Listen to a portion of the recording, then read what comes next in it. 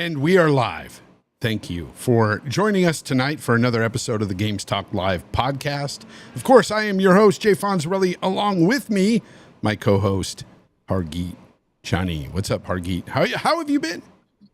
I've been good. Kind of busy with work, but and also podcasting, and there's all sorts of fun stuff going on in the gaming world. There was a show on gaming Sony streets. Side. We'll see how that went. And we have another show coming up in a few hours, right? In Tokyo. So we'll see how all that goes. And there's also definitely, for those interested, PlayStation 5 Pro pre-orders are coming up. Oh yeah, that's tomorrow. Or the next day after?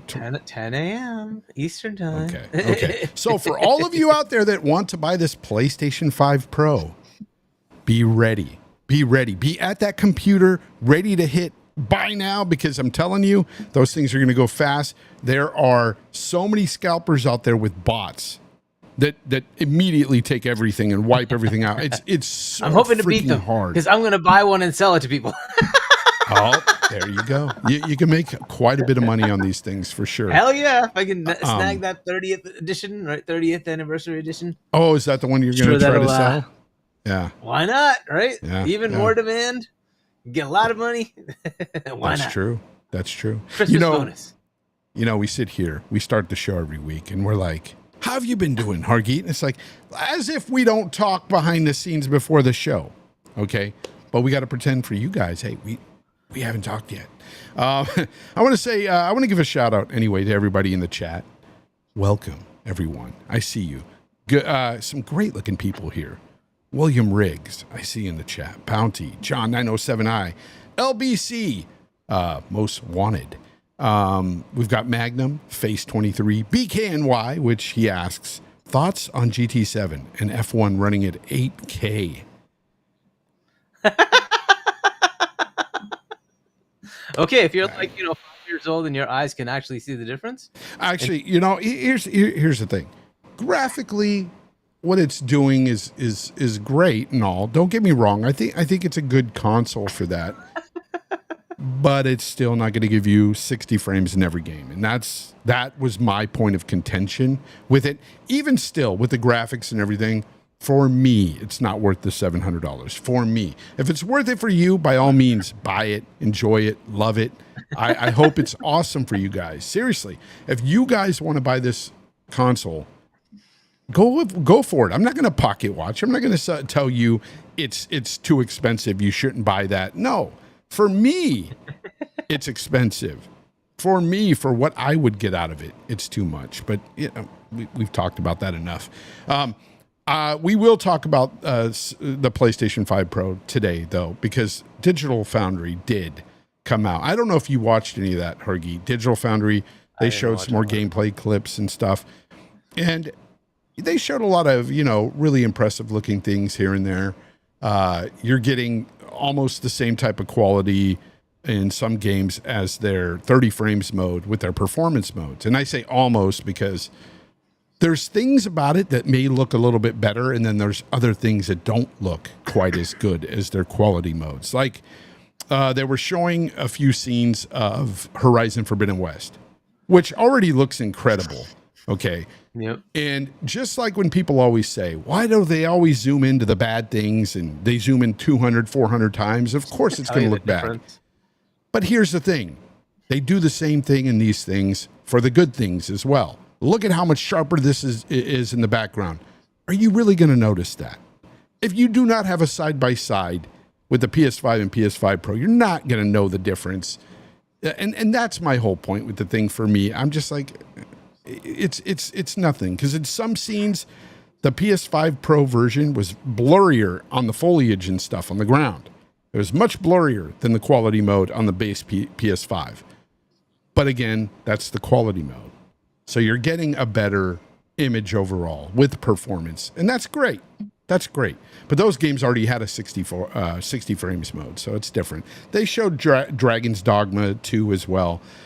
Dragon's Dogma 2 seems to get a little bit better in frames, but I mean, ever so slightly, a few frames here and there. And that game doesn't run very well on any of the consoles. So it's very CPU heavy. That thing doesn't run, it won't get near lock 60. However, since the PlayStation 5 Pro has the low frame compensation that the base model doesn't, at least the VRR part of it. At least VRR will stop it from tearing.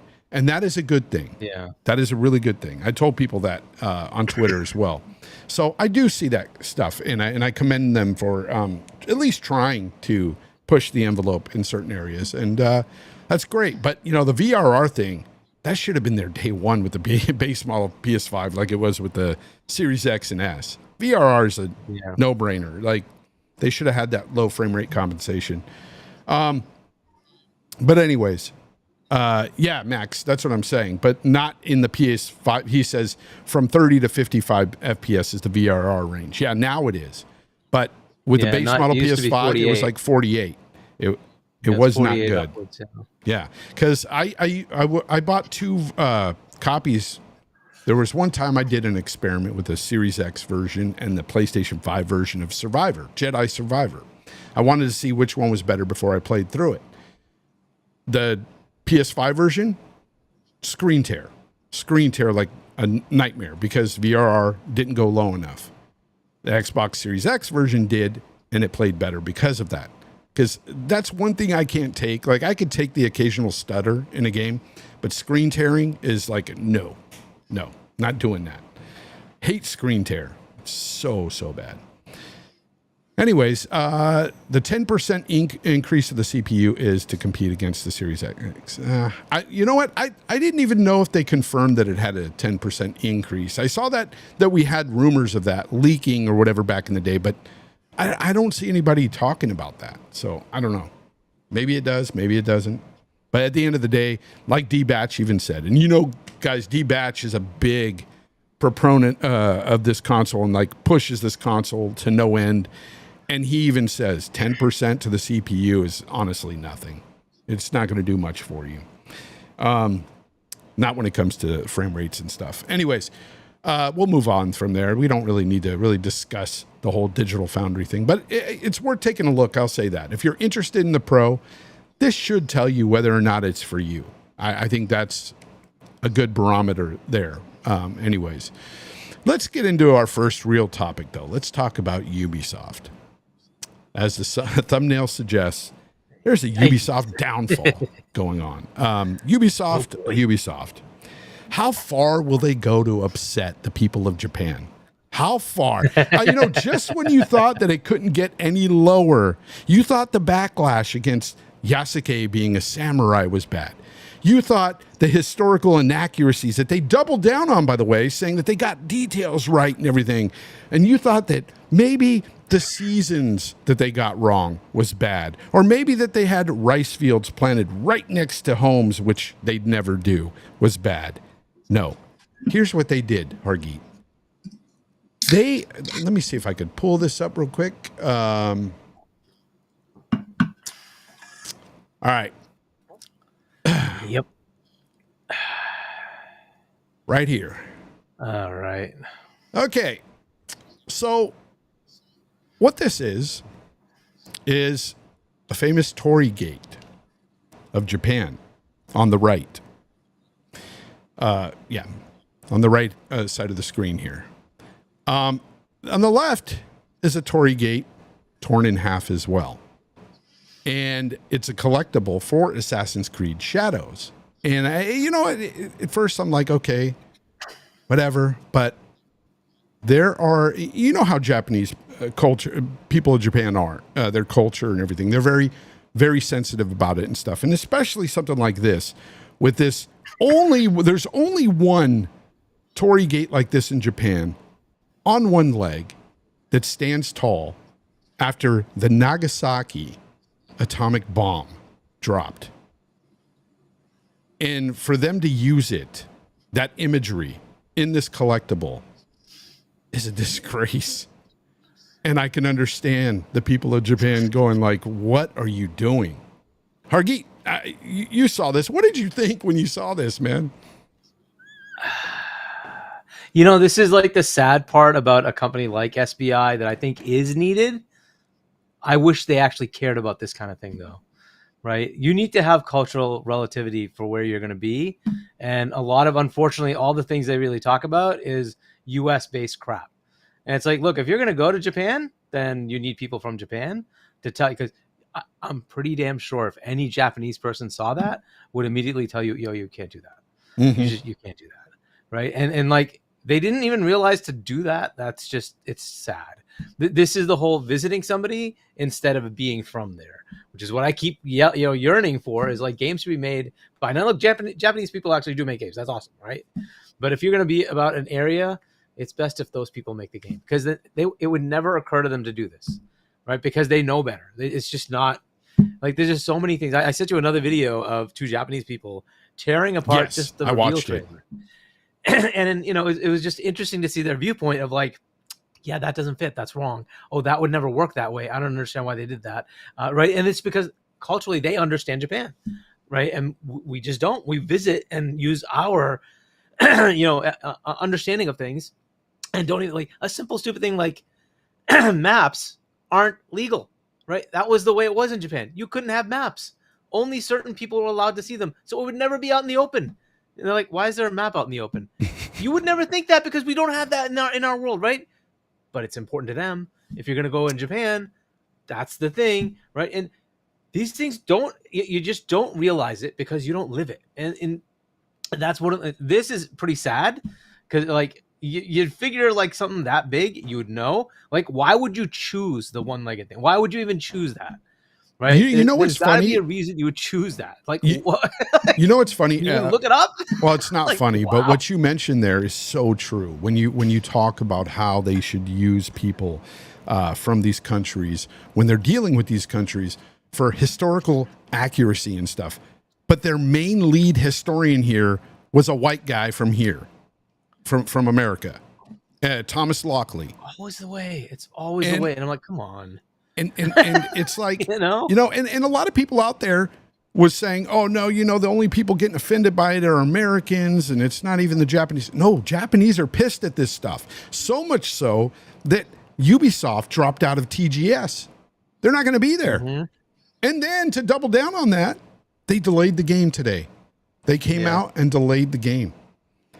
And I told people yesterday, when this news dropped about this Tory Gate, I told people on Twitter, expect a delayed game because of this.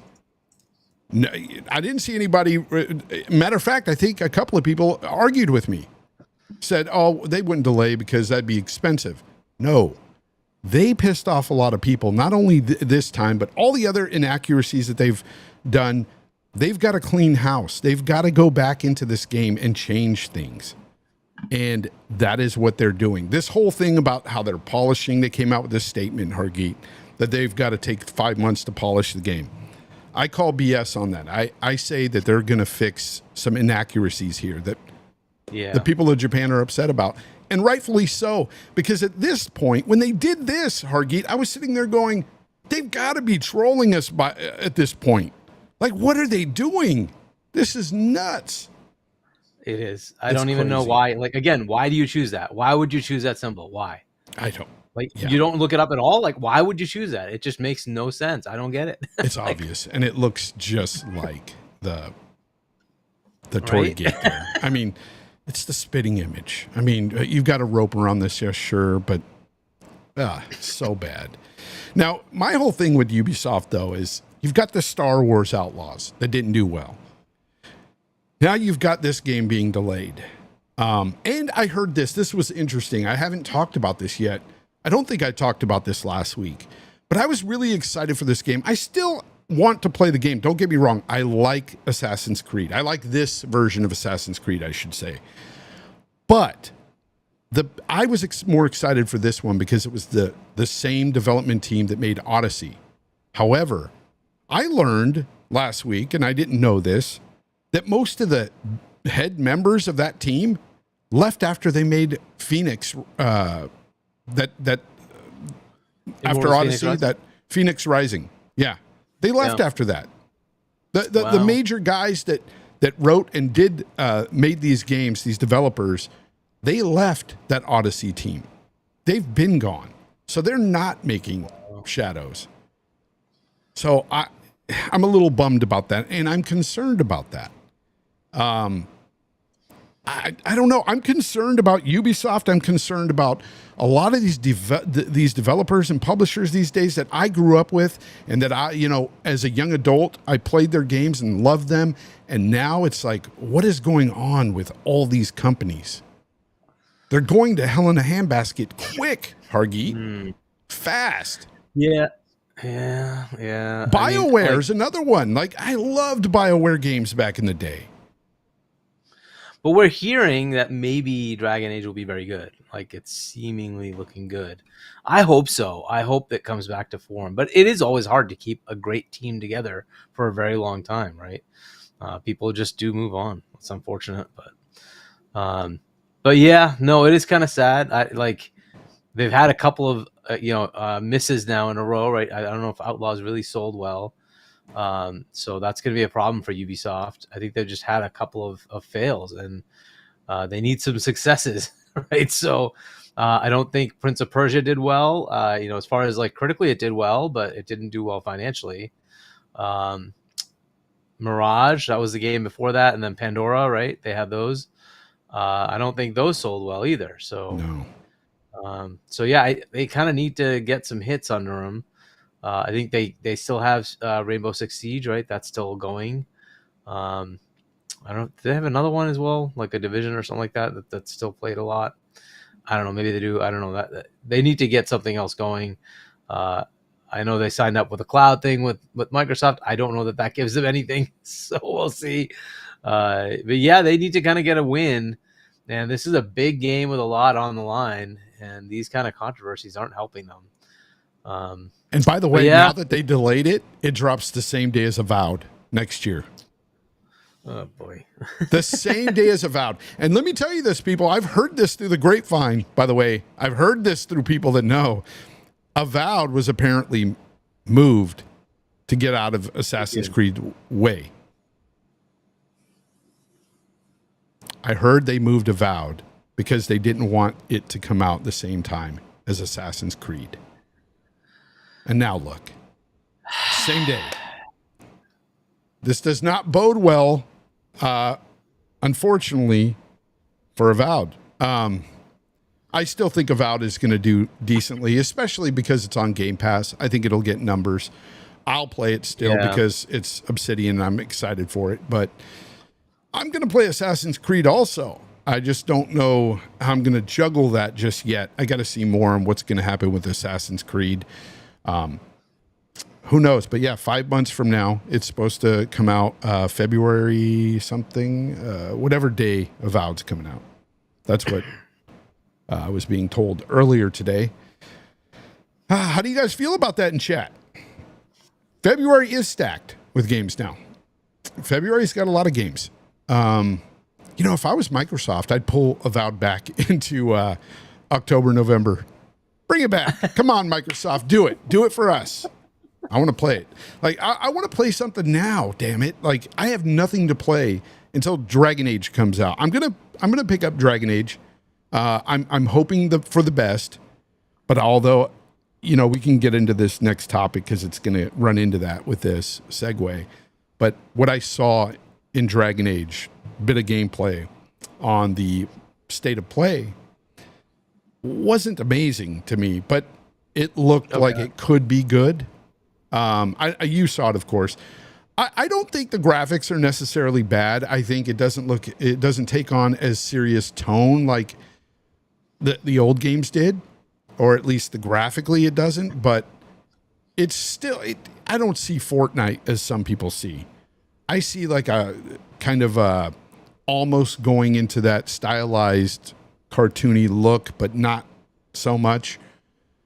I thought it looked good graphically, but the gameplay for me didn't look that great. But it could have been that character, that class, how that person was playing that character, just kind of zooming around, shooting. I don't know, but I saw the weapon wheel and stuff, and I was like, oh, cool. You get to go to that wheel, pick a spell, do things.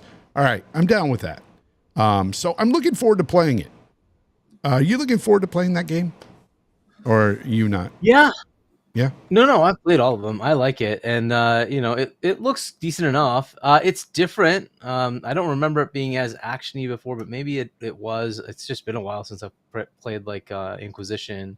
But yeah, it looks like there was a lot more of a maybe boss battle Soulsy thing to it, right? But I don't know. So we'll just see how it is. I'm sure it'll be fine. I like all of the Dragon Ages. I know some people didn't like the last one, but I thought it was good. So whatever. Which one? Which the one? other part is Inquisition. I think that. I liked it. I enjoyed it. Yeah. So yeah, I enjoyed all of them. Some people didn't like that one. Like whatever. And then look, it's gonna come to Game Pass eventually too, as part of EA. But what the hey, right? I probably will end up just buying it and playing it. Yeah. So, but for those who want to wait, you can wait. It'll sometime next year. You'll be able to play it in Game Pass. For sure. It looks good to me. I don't know. It looks good to me. I think it'll be fun. If you have EA in Game Pass, it'll be on PC as well. I'm not sure which platform I want to play it on. We'll have to see what the performance is like and see if it's better or worse on the Series X versus the PC. I'd prefer to just play it on Series X, but whatever. Yeah, well, it depends on the frame rates for me. Definitely. So yesterday, speaking of it, we saw the state of play that Sony announced more than 20 games for both the PlayStation 5, PlayStation 5 Pro, and the PSVR 2. Now, I don't give a rat's butt about the PSVR 2, so I will not be discussing any of those games on this show. I'm sorry.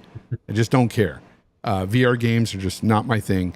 But clocking in at 30 minutes this show, it did indeed. A little bit more about it, right? Yeah. Yeah, it did indeed deliver game after game, but whether or not it showed excitement for the brand, well, that was all up to you, the individual, because honestly, once I was done with the show, and I'm not saying the show was bad.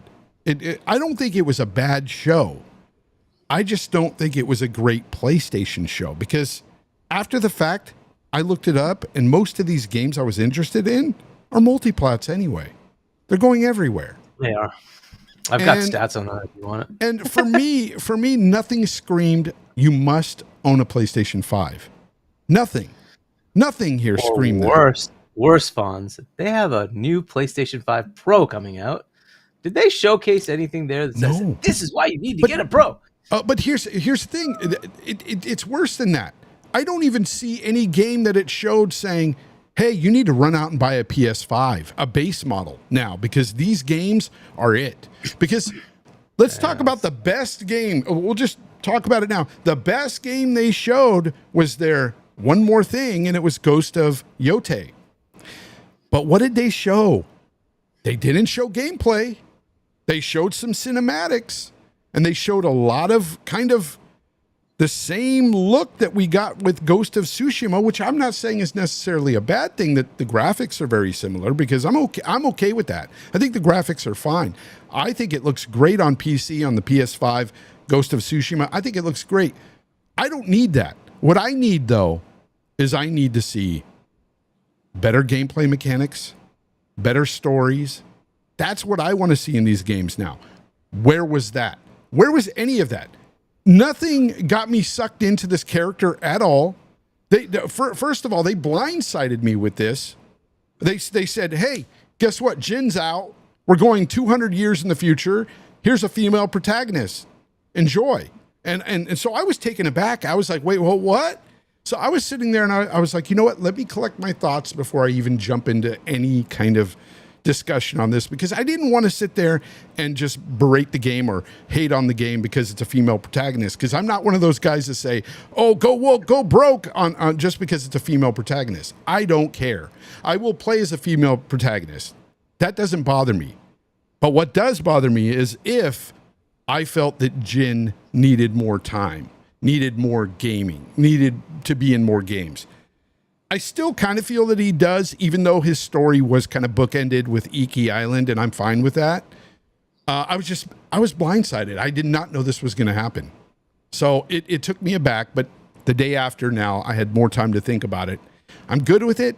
But again, It showed no gameplay or anything. So a lot of people, like if you're brand new coming into this generation and you're wondering, should I buy a PS5? And you watch that show, I don't think you come away with, I need to buy a PS5. That's what I came out of this show thinking. Yeah, I mostly echo that. Like until that Ghost 2 reveal, that was a very boring show. Just to give you some numbers, there's 24 announcements for games, different games. 3 of them were remasters, 6 were DLCs, 3 were PlayStation only games, 3 were PlayStation and PC only games. 2 of them were ports from other platforms. 10 of them were updates on games we already knew about. And then there were 2 new announcements. That was Midnight Walk and, of course, Ghost 2. And that kind of just like sums up how boring these things are getting. They have nothing to show, and that's kind of the problem. Yeah, does it not kind of also tell you like there is no roadmap yet for PlayStation? There isn't. And you know, look, I'll rate it in 2 ways, which is what I've been doing. One, as me looking at it from the perspective of I only look at their exclusives that they're going to put on PC, right? And from that perspective, it was not very good because I did get Ghost, and that was basically it, right? Everything else is a third-party game, so whatever, fine. And DLCs, we had DLCs too. We had DLCs, a whole bunch. I said six DLCs, Astrobot being one of them, and then some remasters. Again, they're going everywhere, so whatever. So outside of that, I guess Ghost was the thing that saved it for me. Saved it. We can kind of tear apart the trailer, but it was the one thing that was like, oh, okay, cool, this is cool. I like this, and therefore I gave it a C because I'm like, oh, that was the one thing that was kind of. But if it wasn't for that, it was a D. It was just nothing. It was boring the whole time. I'm like, even the Dragon Age piece, I think dragged on a little too much. It was just this big boss battle. I'm like, I don't want to see. Like, let's get on to the gameplay wasn't that interesting. That's what I was trying to get at. Yeah, it wasn't very interesting. Exactly. It's like let's just move on, right? It's like, okay, because unless you're doing it, it's like I don't want to watch this. Some people like that. I don't want to. I'd rather just play the game.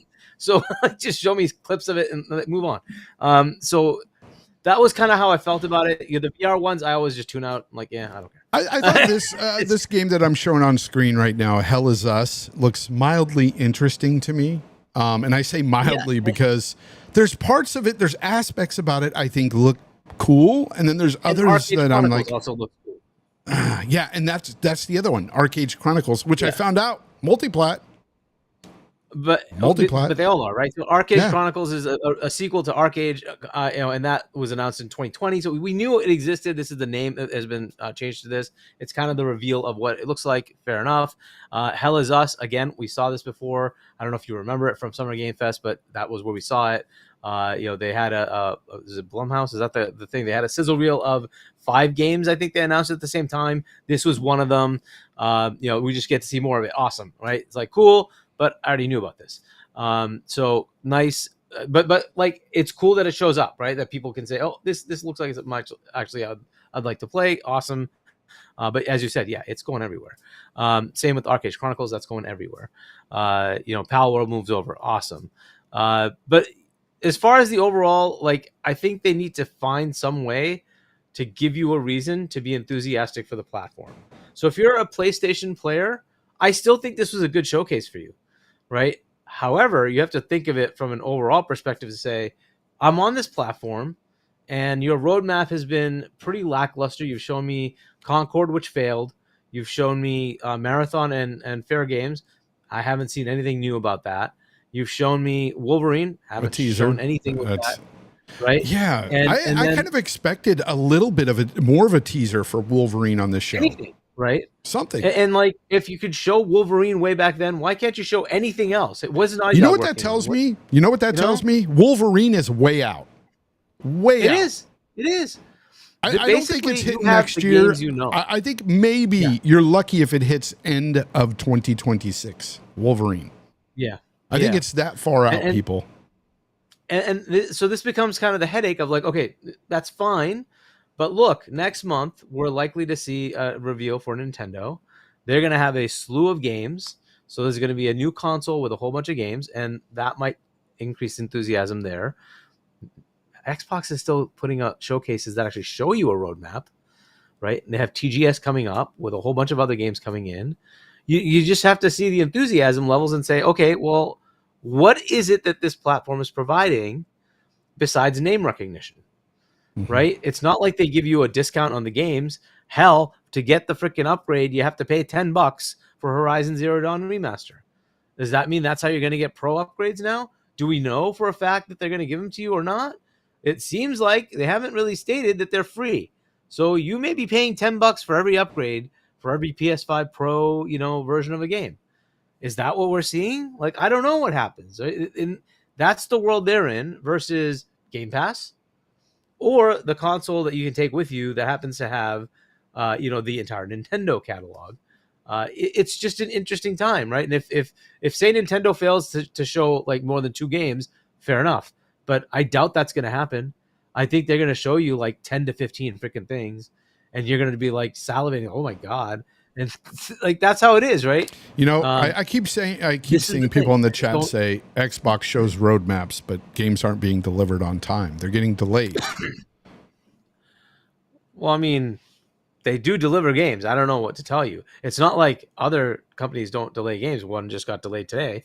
That happens, but they've been delivering games. So, and as I keep saying, first party output is identical between PlayStation and Xbox so far.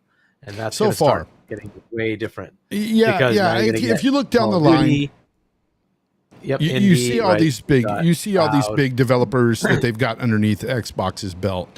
People do see that, and they're all working on games. Yes, the cadence has to get better. I agree 100%. But if that cadence were to be perfect, that would be a horrible thing for Sony. It would be horrible for them, because I don't see outside of Wolverine. We haven't heard of anything really new that they've been working on. We hear there's speculation that they might be working on something new at Naughty Dog, or they might even have like the writing started for The Last of Us 3. But then again, when does it become a thing for Sony as it was for Xbox, when people say all you got is Halo, Gears, and Forza? When it comes to their bangers, their Uncharted's, they're The Last of Us, games and stuff like that. There's going to be a time where people are going to say, "Where's the new stuff?" And that, I don't know. I think that time is going to come pretty soon if they don't start bringing out new IP. I've been seeing some of the PlayStation guys starting to say, "Okay, hold on a second. Where's the stuff that I want to play? Where's the first party output?" JB, so the only thing I'll say, rating this pretty bad. JB in the chat, by the way, shout out to you. He says PlayStation has been delivering the same games. They have, but they've also delivered a bunch of remasters, remakes, and stuff like that this year. Which, Colt Eastwood, by the way, shout out to Colt. He put out a video the other day talking about how this generation has been a disaster, and I agree 100% with him, 100%, because I'm not like, oh my God, these games are so great. And, for anybody right now, I can literally count on one hand, how many great games I played this whole generation, last 4 years. One hand. And I'll say the top two, honestly speaking, Elden Ring and Baldur's Gate 3 are my top 2 games this generation. Outside of that, I'm not blown away by anything I've been playing this generation. I haven't been. Because people were like, no, Sony's been putting out games, and no, they put out a lot of remasters and also also third-party exclusives. They're not even in-house. They're not first-party. Sure, if you throw money at something, you can fix it for a while, right? You can continuously say, hey, I'm going to money hat this, I'm going to money hat that, and put out a great cadence of some great games. Yes, you can do that. But that is not that is not first party, okay? Eventually those games go and they're third party. They'll go to they'll be multi-plat at some point. It just happens that way. They only have that timed exclusive. They pay for that timed exclusivity. And it may work for some, but a lot of people, let's face it, a lot of people aren't going out and buying PS5s to play Stellar Blade. They're not. They're not buying PS5s to play these timed exclusives. They're surely not buying Final Fantasy They're Remaster. not even buying those games. They're not even buying that. And people were like, yeah, that's a system seller. Final Fantasy has not been a system seller for many years. Unfortunately, I love the Final Fantasy franchise. I love I love 7 a lot. And the remake, I love it. But damn it, nobody else really does. Like, there's so few of us out there that are willing to spend money on these games. There's so few of us left. I don't know. It doesn't do it for me. Like, they really need to focus on their first party. And I think part of their big problem right now is they're working on these gas games. And I understand they want to chase this, this trend and want to try to find something that's going to make them buttloads of money. I'm sure Helldivers 2 has made them a lot of money. But to keep chasing that is, come on. They've already lost a bunch in freaking Concord. They lost a ton of money there. And Bungie, and it's not likely that Fair Games is going to do that well. And then they, I don't know. They canceled all those games. I don't know how much they must have spent. Right? I mean, Factions was done, so like that must have been a big chunk of expenditure to keep those guys working on that game and then just cancel it. Yeah. Right. Like, and the Twisted Metal. I don't know, like it's got to be upwards of billions of dollars have been wasted. They had a retention thing for $1 billion for Bungie, and those people ended up leaving anyway. So, like, man, it's just not looking good. Yeah, it's just, and I'm not trying to just harp on PlayStation. I have my issues with Xbox too, guys. They both need some work, but I would say that if you're a PlayStation fan, like a huge PlayStation fan, I would be worried a little bit in how they're approaching this generation. I would be. If I was just a diehard PlayStation fan and didn't play anywhere else, I would worry about them. I would, just in the same way I worry about Xbox and PlayStation and BioWare that I've talked about earlier. I'm worried about the entire gaming industry right now. I'm not just worried about one particular company. I am not satisfied with 90% of games coming out today. I think there's a lot of forced inclusion. I'll say that too. I don't mind saying that. Hate me if you want. There's a lot of forced inclusion I don't agree with, and I think it's kind of stupid in some games. And I also think that some games are just not that good. They just haven't been that good. I don't know, Hargy. Have you been blown away by anything this generation? Blown away. Like I play games and they're fun. Do I think there's anything that was like at the level of, say, Red Dead Redemption? No. That's a tough one. Like it's very hard to get those kind of games, right? It's just not. Well, that's why I mentioned Elden Ring for me. For me, Baldur's Gate and Elden Ring both were incredible masterpieces in my opinion. But outside of that, nothing. 4 years. 4 years. That's 2 games, 4 years. But I mean, I again, definitely plenty of awesome games. I don't want to discount that. I loved Halo Infinite. Loved Starfield. No, there's been many games that I like to play, but nothing that is like, oh my God, like Elden Ring was an oh my God moment for me. Baldur's Gate 3, when I finished that, I was like, man, that was so freaking awesome. I'm actually playing another run of Baldur's Gate 3. I'm doing it right now. Like, not as we speak, but yeah. I mean, let me go through this list really quick. Here's some games that was at this state of play. Alan Wake 2 Lake House DLC. Arcade Chronicles, which again looks interesting to me. I showed it on the screen earlier. I think it looks pretty good. Then you have, you of course have this one here, Dragon Age, that I'm putting up on the screen. But again, watch this gameplay. I mean, the graphics are fine for me. They're good. I don't have any problems with that. The gameplay though, it's not, this character anyway doesn't seem all that interesting, but it could just be the class, the mage or whatever.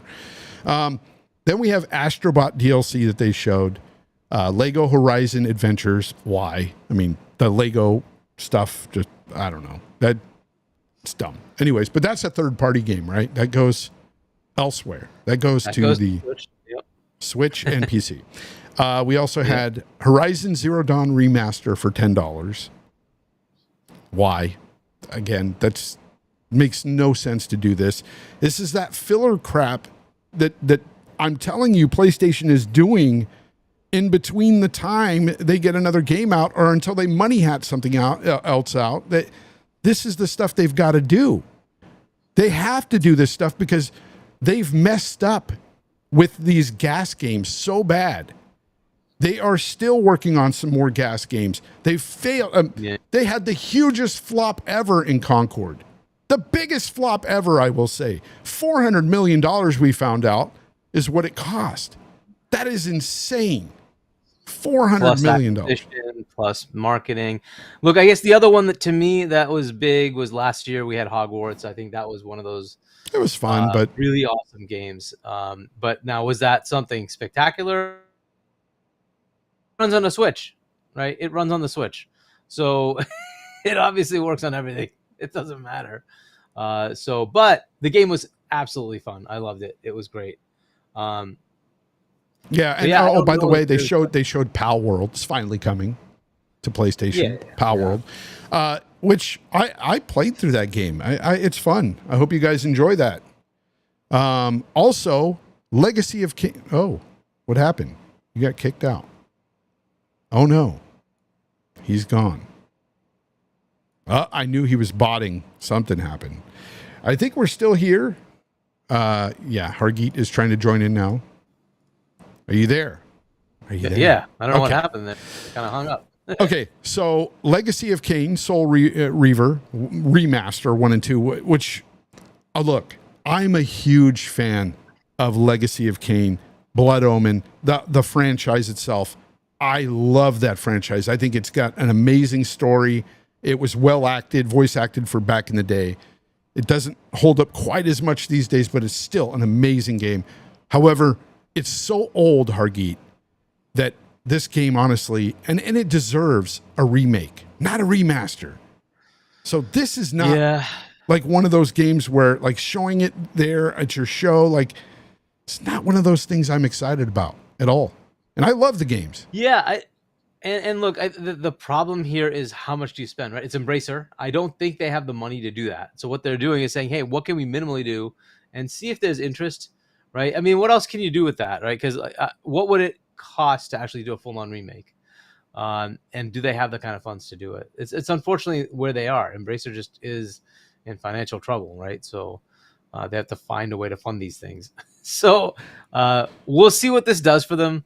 But I agree, like, it doesn't look that dramatically different. And, like, yeah, I can see it's a little bit better. Okay, cool. But is that going to be enough? I don't know. This is a nostalgia play. I don't know how many people even played the originals that are going to go after this. Maybe you gain a little bit of audience. But generally, it's probably not going to resonate that much. I saw some people saying, oh, that looks really good. And I looked at it and I said, it looks terrible to me. And the reason why I say this, did they give it a nice shiny coat of paint? Yes. Everything looks more detailed. Yeah. However, it's the same animations, same freaking gameplay. Yep. It's the same game. Yeah. It should have been remade. These games are worth being remade. They are that freaking good. They had Stellar Blade DLC there at the show. Woohoo! Lunar Remastered Collection, which, fun fact, I actually played Lunar Silver Star back on the Sega CD back in the day, and I enjoyed the hell out of it. I liked the Lunar series back in the day. However, I will not be replaying those games again. I just won't. That's by the way also coming everywhere. So, but yeah, so those were my takeaways from the show. I didn't love it. I didn't hate it. I was somewhere in the middle. So a C is a perfect freaking grade for this show. I think it was about a C. Where it is, right? Yeah. Like the other big games that they kind of stuck with there was Monster Hunter Wilds. Again, that's like the umpteen millionth time we've seen that game. And I'm like, which, by the way, some new news came out on that. New news. I said new. So Monster Hunter Wilds, the PC specs came out today or yesterday, and they are bad. Okay. They are relying, again, this is why I put this tweet out. I put a tweet out the other day saying that I feel like some of these AI features, like frame gen, is being used as a crutch by some developers. Mm-hmm. Well, this game is one of those games. Okay. It relies on frame gen on so many of the cards to get 60 frames. It's telling you that if you have a 2070 Ti, in order to hit 60 frames on wilds at medium settings, you need frame gen on. That to me is wild, man. Because frame gen is not a great tool as of yet. It's a good tool that can get better, but right now, I think there's too many anomalies and stuff that come up on the screen while you're playing fast action stuff with the frame gen on. Yeah. I don't love frame gen. I don't. I mean, you can also get anomalies with uprising too, right? So just depends on how much resolution you have underneath. Yeah, we'll see what it does. I mean, it has been, you're right, it's a crutch. There is potential to make it better as far as just optimizing the game, but we'll see. It's probably going to keep going that way. It's easier for them to just say, hey, just turn on DLSS or FSR and it'll just take care of the problem, right? Unfortunately. I got a super chat here from Face23BKNY. Thank you very much. I appreciate you, man. He's 1999 here. He says, Indiana Jones looks like a great game, but also coming to the PS5. So why would I buy an Xbox when I can wait 3 months to play it? So how is Sony going to be in a bad position when Xbox is most likely putting their games on? Well, here's the thing. The thing about Xbox games is that you don't need an Xbox. You can actually stream it if you want. And a single player game on GeForce Now is not bad at all. It's a really good thing. So I could see people playing their games without even buying any console. And that would that would be really bad for Sony because they wouldn't buy your console to play this game. But you're right. If you already own it, it makes sense you would play this game on your console. But again, there's some people out there who might not, they may be huge Indiana Jones fans and they may want to buy this console just to play this game right now and not play it on the PlayStation 5 in 3 months. I'm not saying that there's a person out there like that, but there could be. I just, I see the fact that there aren't a lot of new IP, at least there's no IP being touted that's brand new from Sony at all right now. The only one we know of is Wolverine. And again, it's kind of like a spin-off of Spider-Man. And it's going to be within that universe and everything. So you know what to expect with that game. You're going to get a very Spider-Man-esque game out of Wolverine. And if it's anything like those leaks showed where you're literally running up and down buildings and jumping across roof to roof, then you're basically almost getting a Spider-Man game. And that's ridiculous for Wolverine. I hope that's not true. I hope he's seriously not clawing his way up buildings. Like I don't want that in a Wolverine game. That traversal is not Wolverine. So I don't know. But yeah, I hope you're right, but we'll see. Yeah, look, I mean, it's up to people to choose whatever platform they want. Like if you like value, then you certainly are better off on an Xbox. It's clearly better to have Game Pass if you like value and want to play all those games. But if you don't, that's fine. Like if you only play one or two of those games, buy the game. Like it's really up to you, right? And buy it on your preferred platform. Stream Xbox games, that's fine too. They don't care. Yeah, right? I don't either. I don't care. Yeah, play what you want. Now, as far as the PlayStation thing, though, you have to understand that people go where there's enthusiasm, and if let's say you can get a $400 Switch that plays everything that they want to play, which is going to be Call of Duty, Apex, it's going to be Fortnite, it's going to be the standard NBA games and Madden games and FIFA games. If that's all on a Switch, then why wouldn't they just get that? Right? Eventually, you have to kind of figure out where the customer is going to go. The Switch couldn't play everything. It was the cheapest console that people would actually buy, but it couldn't play everything. If that changes, then that becomes quite a contention for them, right? Because ultimately we know that people don't care about the graphics. Because if they did, they'd go buy 4090s. They don't. They just don't care about the graphics. They care about playing games, and access is all they want, right? So if a $400 Switch comes out and it plays everything, I think PlayStation kind of needs to compete with that to say this is why you should spend 450, 500, whatever to 700, right? This is why I was about to say 450, 500. You're next gen. Oof, oh my god, next gen! I don't even know what it's going to be. It's going to be at least $600-700 for a console next gen. Oh yeah, the precedence has been and that's set. kind of the problem, right? So, and if they don't create enthusiasm, then that's going to kind of change just general milieu. Right? It's a perception problem. That's all it is, right? People just feel like, hey, it's better to be on this platform because everybody else likes to be on this platform.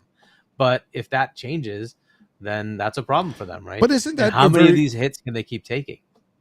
Yeah, but that's a very subjective thing too, because there's a lot of people that'll tell you they love being in the Xbox ecosystem. They love being on the Xbox console itself with their friends and stuff, and they get laughed at for saying such a thing, but that's the truth. We all play where we feel most comfortable. And a lot of people love to be around their friends and stuff, and that's if they're on PlayStation, that's where they go. If they're on Xbox, that's where they go. It's like this. I was talking to Colt the other day, and this scenario ran through my mind because I was talking to him about, but it was actually a couple of weeks ago before they announced the PS5 Pro.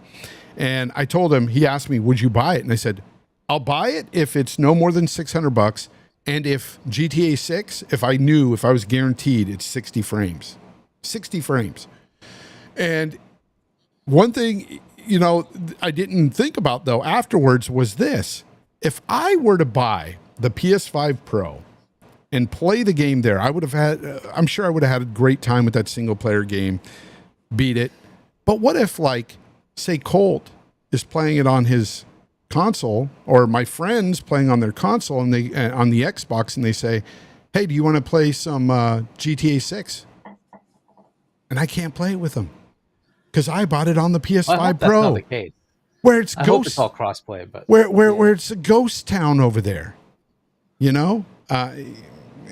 Hopefully it is crossplay. I think GTA 5 is crossplay. I think so. You never know though. You never know. At the beginning, it might not be. Who knows? And that's one thing about Rockstar that it made me kind of laugh today when I was talking to D-Batch online, because I put up a post talking about how it's good that they have that new VRR implemented in the PS5 Pro, because that'll help with CPU-bound games. It'll get that low compensation thing working where you won't get screen tearing. And D-Batch responded with, this is why I have hope that GTA 6 will be 60. I said, no, this is where I completely think they won't, because if they can't hit 60 and maintain 60, I doubt Rockstar will push. They'll stick to 30, and they'll try to just get a good performing 30 frames and keep it at that. And they'll give you ray tracing and stuff on your console. Great. That they will, right? They try to push the envelope usually on everything, right? So it's going to be 30. It's very likely. Yep. Yep. But yeah, Hip Hop Gamer was saying that it's going to be 60. I don't know if he has an inside source or something. That guy's very well connected too, right? So I know he's got connections, and I'm not discounting what he's saying, but I am going to discount what he says. And I know a total 180, but I don't believe that it's going to be 60. Here's what I told Hip Hop Game, or responded with.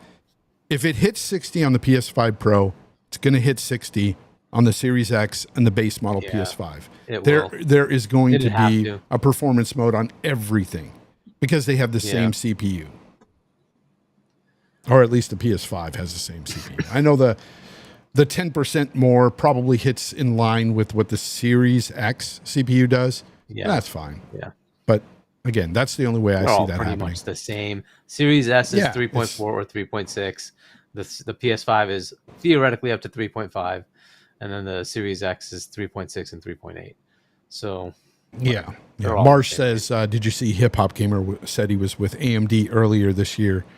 Yeah, I'm sure he was saying things behind the scenes. Now, Grand Theft Auto 6, I don't think he saw any of that. 100%. That's something that Rockstar keeps close. Nah. Yeah. He didn't see that. Tomorrow, Xbox Live. Xbox will go live anyway at 3 a.m. my time, 6 a.m. your time, Hargeet, at the Tokyo Game Show. Are you going to be up in time to watch this? Yeah, I should be up. Wow. Yeah. Not me. I'll be up. Not 3 a.m. I'll watch it.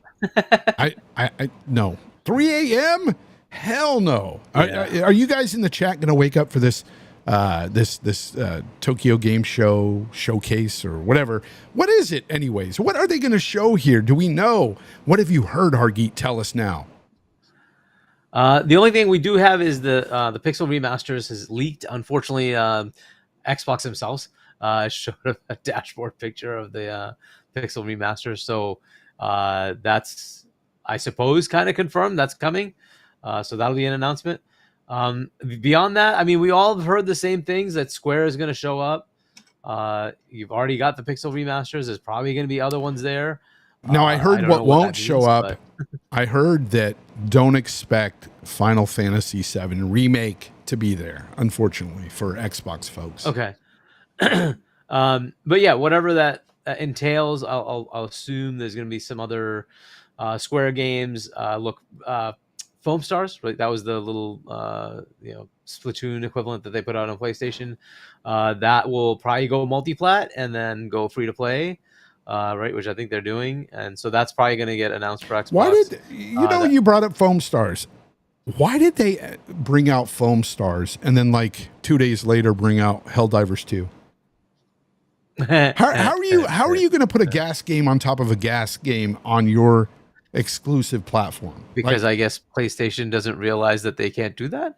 I have no idea, dude. That's just such a stupid thing. I didn't even know about this. I was watching a video the other day, and this guy said it. He goes, one of the reasons why they have failing gas games is because look at this, and he showed that was one of the things he said was wrong with Foam Stars. He goes, not that Foam Stars was going to take off or blow up, but you didn't even give it a chance, Sony. You didn't even give it a chance. You said, here's Foam Stars.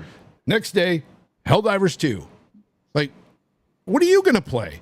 You're definitely not going to pick Foam Stars over Helldivers 2. And it's insane. But, hey, like I said, I think gas is the main problem with Sony this generation. Mm-hmm. I think it's the gas games, guys. I really do. And look, everybody said when what's his name? God, who the guy that left that we said got kicked? Jim Ryan. Jim Ryan. We all said, oh, he got kicked out. Everybody said, no, he didn't get kicked out. He's just retiring. I think he got kicked out for a lot of these things that are coming up. But the people that are also saying it, oh, Herman Hulst is going to be amazing. I don't think so. I don't think Herman is. He should be worried about his job. I'm just saying. I think by next fiscal, we'll see if Herman's still there. Because he's been making a lot of choices lately that I'm just kind of side-eyeing. Concord. He was very behind that team and that game. And, somebody's going to have to take that hit. Companies like that, they want a patsy for that. So I lost how much money? So last week I came up with this joke because I heard that he said that it was going to become the next Star Wars. And I said, it did. It was the next. It was just like Acolyte, Yeah. It was dead on arrival. I don't know. I don't know if Herman's the guy. I really don't. I mean, right now, I don't even think. I've got my issues with Xbox too. With their leads as well. But Herman does not seem like the guy that you're going to be able to count on for these great single player games that you freaking love going forward. And that might be a problem for them. I think it's the gas stuff. But we're talking about Xbox. Let's get back to it. Tokyo Game Show. We know that they're going to announce some games coming from Square Enix. Yep. And that's fine. I mean, look, they're going to have their own studios. Obviously, they're going to bring their games, right? They have Call of Duty coming out. They just released Age. They got games? I didn't know they had games. I was told in the chat just earlier, Xbox had no games. They don't have games. They're not right. And then Indie's coming, and then Flight Sim's coming, and Stalker, and whatever. They have a whole bunch of games, right, that they're releasing. So they're going to show those, obviously. And then they might have some other surprises, right? There's also the expansion for World of Warcraft and whatchamacallit, Diablo, right? So those might be of relevance to that market, right? So that might be something they showcase. I don't know how much they have because I just haven't looked how much they play Elder Scrolls Online or Fallout 76, but those have expansions as well. Mm-hmm. They could go into that, et cetera, right? So there's plenty of those things they could show. Also, they might just show a roadmap of like, hey, by the way, next year we have Avowed, we have South of Midnight, we have Fable, we have blah blah blah, right? Doom and all. So they could start showing those games because this is them bringing their showcase sort of as a recap to the Asian market. So they might show some of that, right?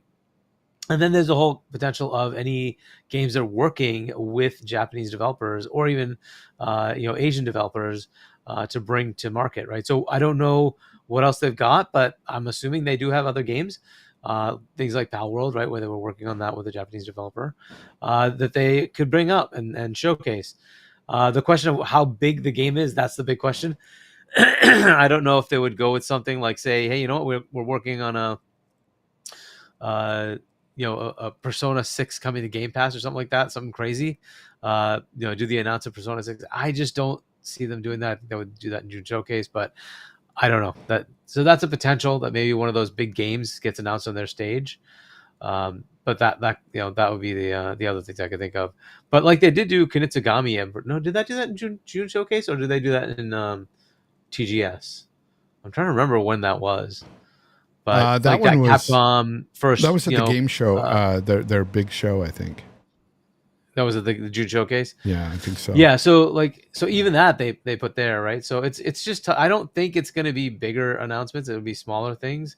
I just don't expect it to be that big of a showcase.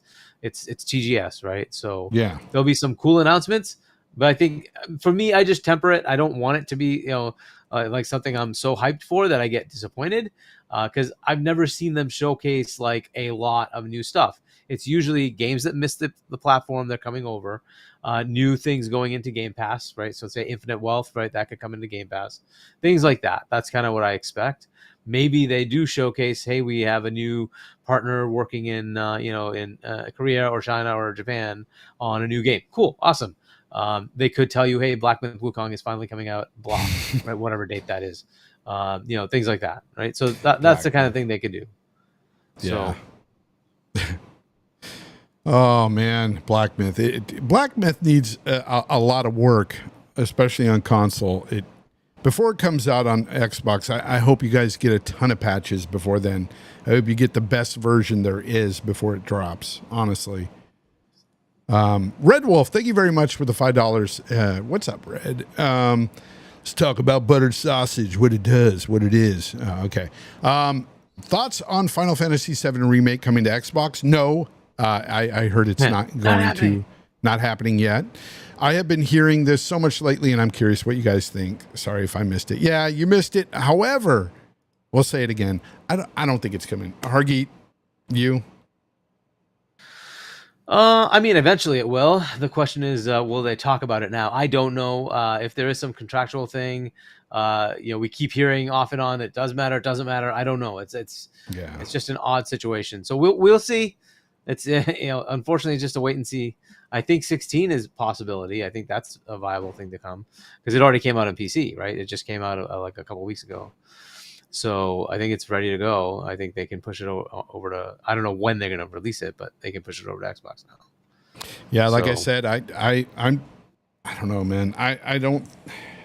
There's a lot of these games that I don't really care for, and I got sidetracked a bit because Capono in the chat was like, "Is there anything you are interested in?" Yes, there's plenty of games. I said it earlier. Ghost of Yotei, I'm still interested in because again, I love Ghost of Tsushima, so I'm gonna be playing that. So that's one of the reasons why Phase 23. That's why I have my PS5. That's why I kept my PS5. So that was going to ask you. Are you going to have enough FOMO that you have to play it on the PS5, or will you wait for the definitive edition I'll that's play on it. PC? I'll play it on PS5 because it'll have 60 frames mode. So I'll definitely play it on the PS5. I don't have a problem with that. Yeah, I don't need to wait for that. But the only 30 frames game I can't wait for is GTA 6. We know that's going to be 30 on console, guys. That's it. It's going to be 30. And I will play it day one because I love Rockstar. I love their games. So going to be playing day one. What else you got? You got anything else for us tonight, Hargeet? I mean, there's not that much news, right? I mean, this is the big stuff is the state of play and the TGS. Yeah. I mean, we got the Ubisoft thing. That's another big one. I don't know what else is there. Not much. Pretty much it. And I know you need to get to bed so you can get up in the morning and watch this show.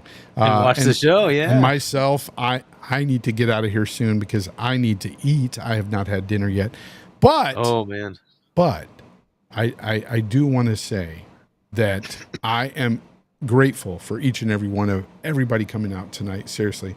200 people came out tonight to watch us talk about not that much going on, really. I mean, the whole state of play thing, while it is something to talk about and the Ubisoft stuff, I know a lot of people out there don't care.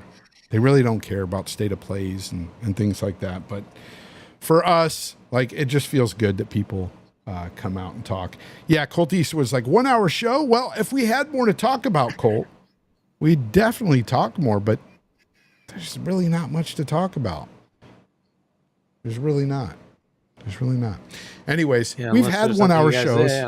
This is what happens sometimes. Anyways, Hargeet, let everybody know where they can find you and we can get out of here. Yeah, I mean, you can subscribe to my channel. It's at Hargeet21 on YouTube. It's in the description too. It's down there. And if you want to pick up my book, shop.china.us. And then, I'll go over the TGS stuff tomorrow. I'll be on with C-Money and Noodle at 8 o'clock Eastern time. You can go to their channel.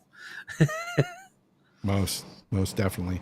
All right. Well, I want to thank everybody in the chat. Thank you, everybody listening outside of the chat. Everybody who listens on Spotify, Apple Podcasts, and all these other streaming platforms. I thank you guys immensely because I do get... I have some reviews. We have some reviews out there, by the way. If you haven't reviewed the show, say on Apple Podcasts, it would help immensely, honestly. It helps get you into the algorithm when you do review the shows on Spotify or on Apple Podcasts, wherever you listen. Give us a review, if you will. Hit that like button on your way out. And until next time, game on.